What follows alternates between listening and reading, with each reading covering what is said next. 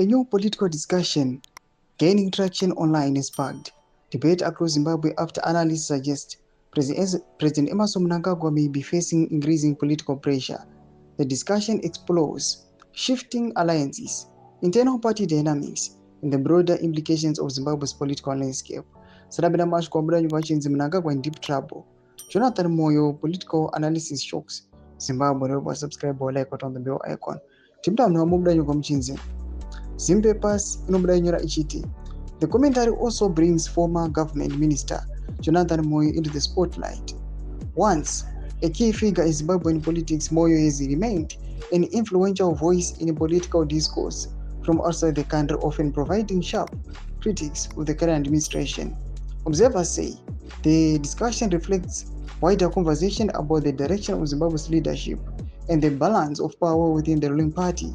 Political analysts continue to debate how internal dynamics could shape the country's future.